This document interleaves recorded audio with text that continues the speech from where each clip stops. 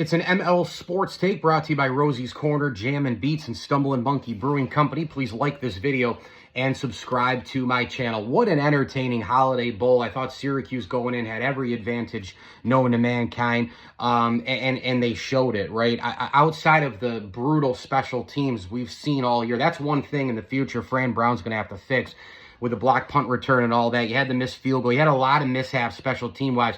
But this offense is so explosive, and there's NFL people on this offense, and you get McCord going, Allen going, Gill and Meeks were unstoppable, Gadsden was unstoppable, Pena was unstoppable, the back shoulder throws, the over-the-top stuff, the screen game, the poise, the release, the connections, and 5 touchdowns. And the thing that's so impressive about Kyle McCord is his unbelievable efficiency. Folks, he threw for 453 yards. I know Washington State was missing a million guys in the portal, and their defense was suspect to begin with.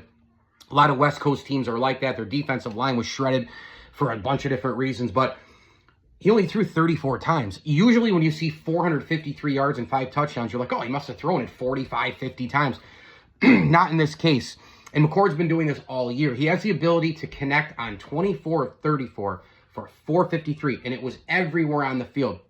Washington State had no answers. And I just said to myself, as this game was going on, after the blocked punt where Washington State took the lead, there was so much time left.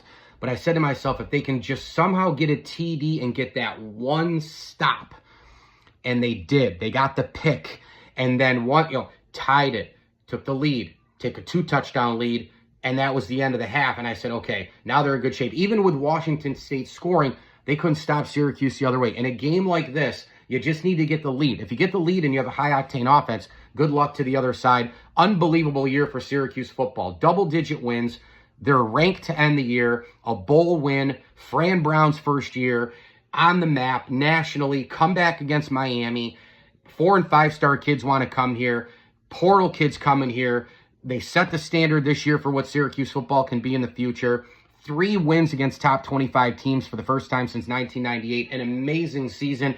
I was also looking at Syracuse big picture in terms of the future of some of these players.